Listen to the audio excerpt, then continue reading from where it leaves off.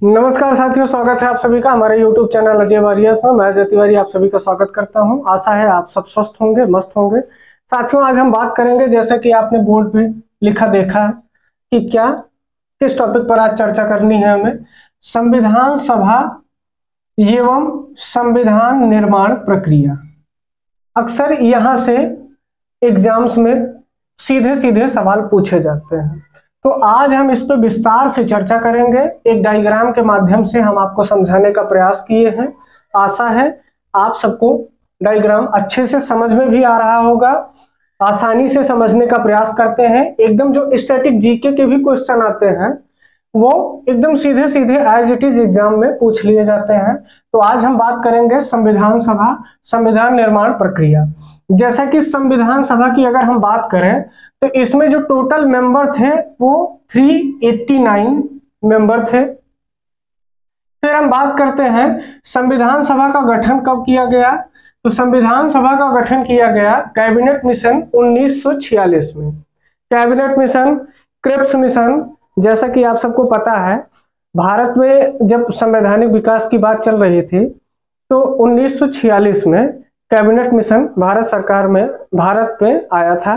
Britain की सरकार ने उसको, इसके साथ ही कैबिनेट मिशन में अलेक्जेंडर फ्लेमिंग और कनिंघम और ये लोग 2-3 लोग इसमें शामिल थे, जिसमें से अलेक्जेंडर फ्लेमिंग थे, कनिंघम थे और स्टेफर्ड क्रिप्स भी इसमें शामिल थे, जो कि क्रिप्स मिशन में भी वो थे, लेकिन कैबिनेट मिशन में भी ये लोग शामिल थे।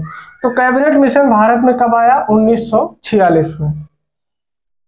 इसी के आधार पर भारत में संविधान सभा के निर्माण की बात की गई और ये रास्ता साफ हुआ कि भारत में एक संवैधानिक प्रावधान बनाए जाए। जैसा कि अगर हम बात करें तो संविधान सभा का पहला सेशन, पहली बैठक कब शुरू हुई?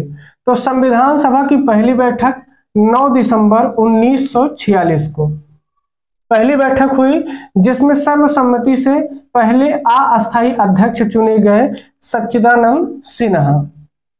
पहले अस्थायी अध्यक्ष कौन थे संविधान सभा के? तो सच्चिदानंद सिन्हा थे। संविधान सभा की पहली बैठक कब हुई? तो 9 दिसंबर 1946 को। संविधान सभा की जो 11 दिसंबर, 2 दिन बाद 11 दिसंबर 1946 को संविधान सभा की दूसरी बैठक हुई।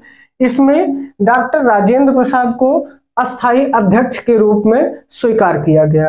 तो संविधान सभा की जो दूसरी बैठक 2 दिन बाद, 9 दिसंबर के 2 दिन बाद 11 दिसंबर को हुई, उसमें अस्थायी अध्यक्ष किसको चुना गया? तो डॉक्टर राजेंद्र प्रसाद को। अब बात करें संविधान सभा में टोटल कितनी महिलाएं थी? तो टोटल 15 महिलाएं थी। संविधान सभा में 15 महिलाएं थी। अब बात करते हैं संविधान सभा की कुल कितनी अधिवेशन हुए? तो टोटल 11 अधिवेशन कराए गए संविधान सभा के। संविधान सभा एडॉप्ट कब की गई, अंगीकृत कब हुई? तो 26 नवंबर 1949 को।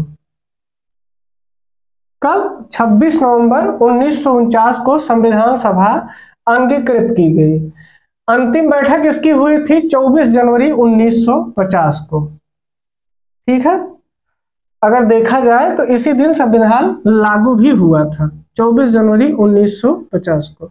26 जनवरी माना जाता है, 24 जनवरी को इसकी अंतिम बैठक हुई थी और 26 जनवरी 1950 से 26 जनवरी 1950 से अपना देश एक गणतंत्र के रूप में जाना जाने लगा। तो 26 जनवरी 1950 को संविधान लागू हुआ। ठीक है ना। इसकी अंतिम बैठक कब हुई थी? तो इसकी अंतिम बैठक हुई 24 जनवरी 1950 को और संविधान लागू कब हुआ? तो 26 जनवरी 1950 को। इसी दिन को भारत में गणतंत्र दिवस भी मनाया जाता है, 26 जनवरी को। बात करते हैं कैबिनेट मिशन की। तो कैबिनेट मिशन आपको बता ही चुके, कैबिनेट मिशन में 3 सदस्य थे। ये 1946 में आया था और संविधान सभा के निर्माण का रास्ता प्रशस्त किया था कैबिनेट मिशन द्वारा। एक बार क्रिप्स मिशन 1942 में आ चुका था, उसको विफल करार दे दिया गया। ठीक है ना। नेहरू और सब लोग उसको मानने से तैयार नहीं थे, लेकिन बाद में फिर एक बहस के बाद एक संभावना, एक रास्ता निकला संविधान सभा के गठन की, जिसमें ये सारी बातें निकल कर आई। अब बात करते हैं संविधान सभा के लिए चुनाव कब हुए थे। तो चुनाव इसके हुए थे जुलाई अगस्त में 1946 में। ठीक है। अंतरिम सरकार का गठन हुआ, तो अंतरिम सरकार का गठन कब हुआ था? 2 सितंबर 1946 को। संविधान सभा का अंतरिम सरकार का गठन 2 सितंबर 1946 को हुआ था।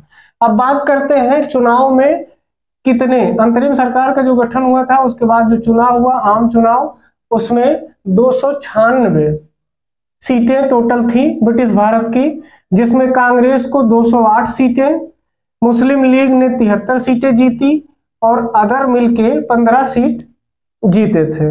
ये सारी बातें निकल कर आती हैं।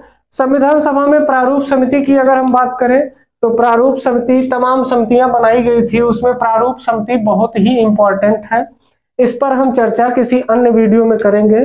साथियों, आशा है आप सब समझे होंगे अच्छे से। एक छोटे से शॉर्ट वीडियो में जितने भी स्टैटिक जीके के क्वेश्चन आते हैं, आप किसी भी एग्जाम में बैठे सीधे सीधे इनसे क्वेश्चन पूछ लिए जाते हैं। तो आशा है आप सब अच्छे से समझे होंगे। धन्यवाद। जो भी हमारे भाई बहन अभी तक चैनल को सब्सक्राइब नहीं किए हैं तो प्लीज चैनल को सब्सक्राइब करिए, शेयर करिए। जय हिंद, धन्यवाद।